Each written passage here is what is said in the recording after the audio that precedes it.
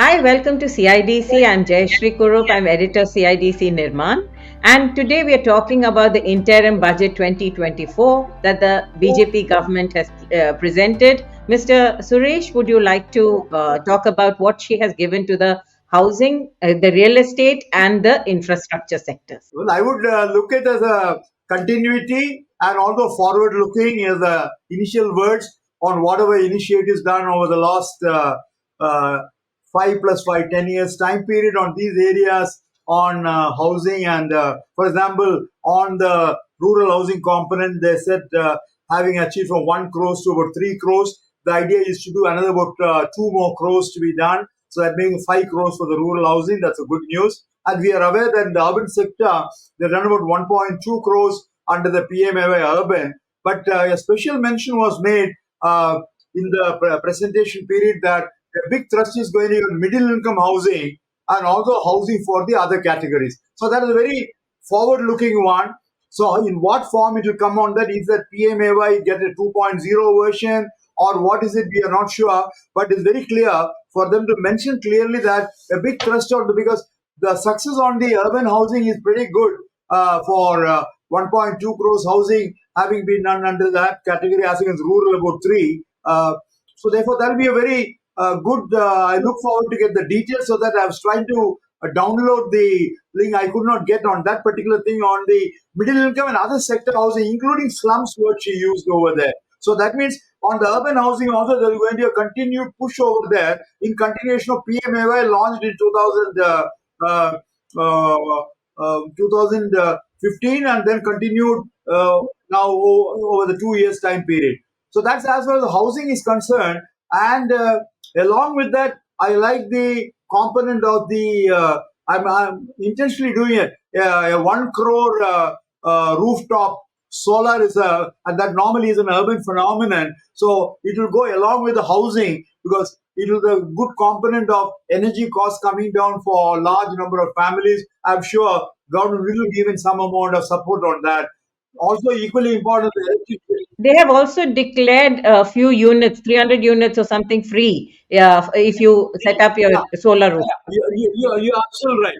You're absolutely right. In fact, that's exactly what I meant on that. It's the related issues on housing side. The 300 units free is a very interesting component on that. But linked with the, not just for that, not free power or something like that, but linked with the solar one rooftop to come of 1 crore. And that's a big number.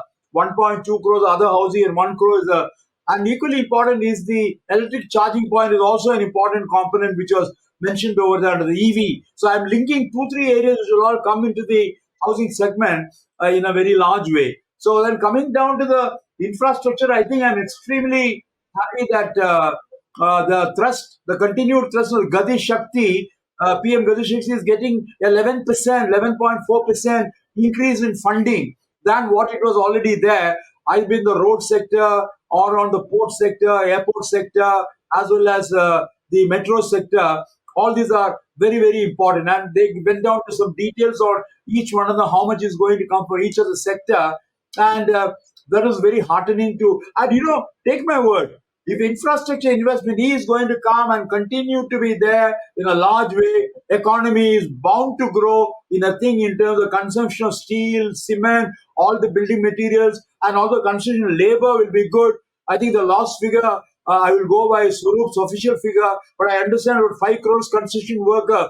At one point it was 3.4 crores about 10 years back. But the latest figure that I'm hearing is about 5 crores of construction workers are now there because of big thrust going on in the construction sector. As I said, I'll go with the official figure from Swarup on that sector. So therefore, that's going to be a very, very important component for the infrastructure area. As I said, each one of the components is important, and it will also be an upgrade in terms of the rail, the one day 40,000 of those rail things to be converted to one day bargains. You got to effectively put those fast track development in a large way, and along with that, the additional thrust being gone for the educational institutions, which is also an important component of technical education. Component which is also identified. If I'm not mistaken, she said 11 lakhs uh, uh, 11,114 crores. I think all was 11%, 0.4% up on that. And I think more important that the 1.1 lakh crores of money to come as funding available on a 50-year interest-free loan is a very good, or either low interest or that means they're trying to access some long-term money. If you heard towards the end of the budget, she also told the pension funds to get investment coming for the pension funds over there, and therefore India at last is waking up.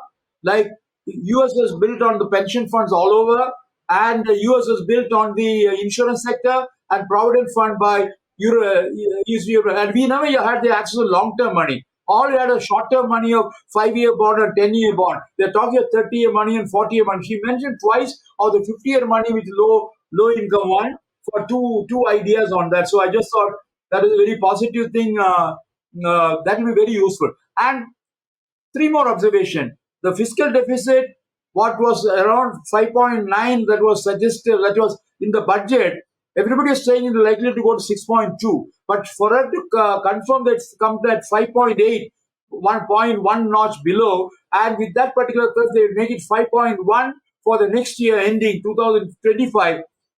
That is a resolute way of putting forward the financial management of the country. If that comes down, everything comes down. Even the borrowing has come down from 28% of the total budget to around a few, 23% or something. That means the extra commercial borrowing. And the borrowing means the cost of money will become more for investment in a large way. I think I would close with the last word for the initial observation on my side is a green growth component. Green growth is a very good thing on sustainability with the climate change agenda and other related one, and that thrust is going to be very, very important.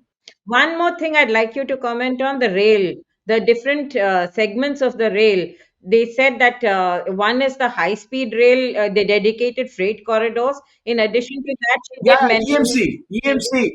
EMC Connect and HT, and the taking care of the movement. I think these are all very positive indication, and I liked it. And I'm sure Surup will be particularly happy because that's a three component EMC, which include minerals and cement. I didn't know what was the she was mentioning of the three component. M is mineral, that means coal and other related thing movement, fast movement of all materials important, and cement is also an important component of movement from the factories down to the various supply points, which shows the thrust of given on housing is backed up with also the material supply coming on the supply chain. So it's a very positive sign in addition to whatever is being done for the number of trains being added, etc., etc. So I liked it very much. And I told you about 40,000 of the normal compartments we made Vande Bharat stage is also shows of quality of the infrastructure going to come in a large. And maybe I'll close with one more observation. India is projected at a 7% growth. Everybody thinks that is too much, but I'm happy that IMF has come with a statement yesterday. It will be, if not 7, according to, they are always a little conservative. They have said, even they have said 6.7% growth will be available for 2024. And for 2025, they pegged at 6.5. These are the two figures, 6.7 and 6.5. So that means we can reasonably expect the rate of growth. And still, the largest in the whole of the world economy is that type of a growth coming on that. So I think there are positive signs. And once economy is growing in that large way on that, and there are also two observations by the chief economic advisor of trying to achieve the 4 trillion economy, 5 trillion economy in the next 2 years' time, and 7 trillion economy by 2030. I hope you must have all caught that particular thing of the chief economic advisor.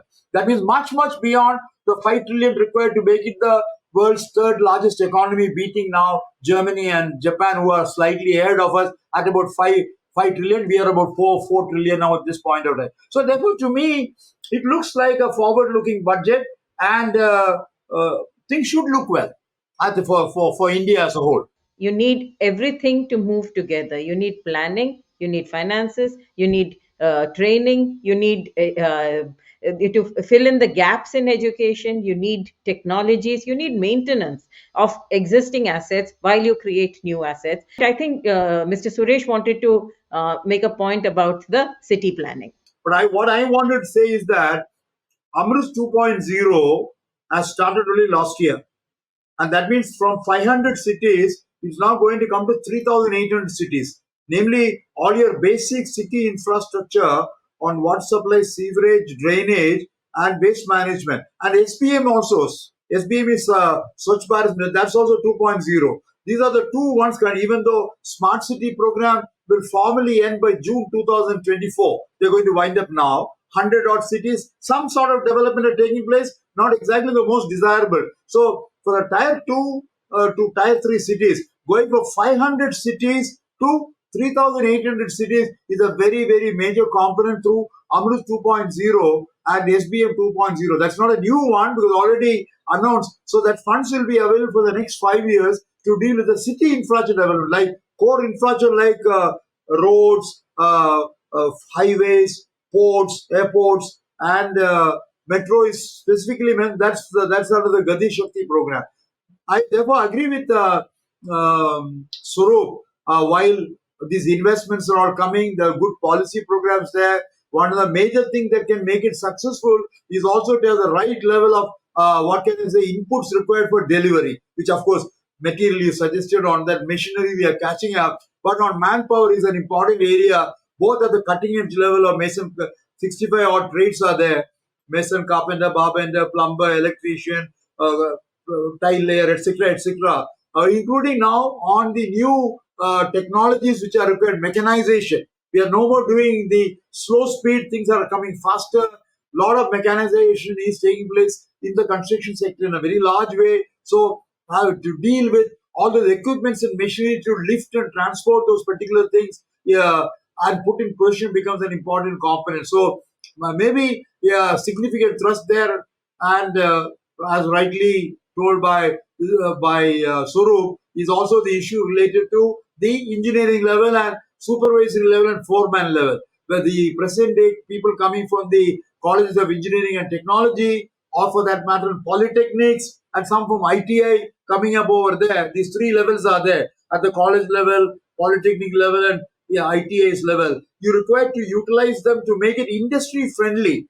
They got to get hands-on training and to know the know-how of it based on know-how available at the technology level. So that skill is going to be the most crucial one to ensure productivity, wastages to be avoided, accidents to be avoided, and quality to be ensured there. So we need to put that. Even though she did make a mention on the skill development somewhere in between, she did make it of a skilling and she told of the social justice side, skilling and upskilling and reskilling. So two words she used that. So upskilling and reskilling are two things that what we require in the construction sector is not reskilling but upskilling from where they have in terms of most of them come as agricultural worker, do for the harvest period, then they come as construction workers as unskilled, become semi-skilled, and skilled worker on a learning curve which can be 10 to 15 years time period. But you got to shorten that particular learning curve and get the skill level in a large way. Possibly we got to make a thrust on that particular thing. The program is available, but how to organize that particular to make it happen at the construction side is a different thing. If that number is going to increase, I did a back of the envelope calculation roughly, and if it's 30 lakhs crores is the type of investment coming in that, even at the level of 100 workers for a year, for 100 workers per year, I'm calculating that. If you take like that annually to come over there for every crore of investment. In building sector, it can go to 150 to 170 people, unskilled, semi-skilled, and skilled. But these are infrastructure where everybody has got to be skilled. You very rarely have the opportunity to have the lower level workers. But in rural housing, urban housing, it can happen over there. I think that number is going to increase, and 50 will be there. More than 55 crores will be there in the 50 million workers will be there, but it will be much more than that. But you have to see that most of them get into the skill level and at least semi-skill level. And that has got to be a thrust area. I entirely agree. CADC has done some good work in that. Some initiatives L&T has done. Some initiatives some other people have done on that. But to me, all of them added together. This is my own. During HUDCO's time, I remember Nirmiti Kendra used to do some work on that. According to me, all the trained certified workers through the formal level, be it HCC or lacunar tubro, cementation, CIDC's own special trust, which is more in number. Now, I think the National Construction Academy at Hyderabad, they're also planning to do something on that. All put together, I'm not able to get a number which is more than 10 lakhs, which is 1 million. So therefore, the number that you have is of the order of 50 million or 5 crores. And through formal training of certification of the thing, skilling and certification through any method, if it is just a small 2% or 3%, at least make it 10 to 20%. You know what? We should be able to have annual skill development of the order about 10 lakhs to 20 lakhs per year. I added all the figures which claims of each one. When I ask you how many are trained, then this is the answer I get on that. But some good initiatives are there. For example, especially the one which Suru mentioned, which I liked it very much, is on the level of the foremen and supervisors, which the Construction Management Training Institute in Bangalore, CMTI, they have been doing substantial people from the engineering colleges and diploma holders from Polytechnic. They go through a 3 months to 6 months intense program to get them industry ready, and they're able to get good placement after the training, because the whole training is on how to do the work, how to actually do it, kaise kare, kaise nahi karenge. That those details with the right tools are there. We require more such numbers over there to do that as an interview, because universities, even though you said they have a good tie-up with engineering colleges and institutes, they are not bent for that particular thing of actual skill imparting for the construction workers, or even your architects and engineers coming out of college to actual exposure to start at the site and supervise the work. So that's where we require a major thrust. Maybe take it to mission mode, right? We need a construction skilling mission mode. I know there is a concession, the skilling council and all are there. I did not know. Engineering Council of India is also doing something on that. But I said these are all efforts in a way good, but they're only making a marginal impact. What we require is a tokenism to total coverage. That makes, I told you, as against 50 million, if only a million is all that number, we get our trained, certified under any institutional mode, private sector or public sector or institutional mode that it, have over there. That has got to come to at least 20 lakhs or 30 lakhs of the order. Then it will be, of course, it will be things will be better.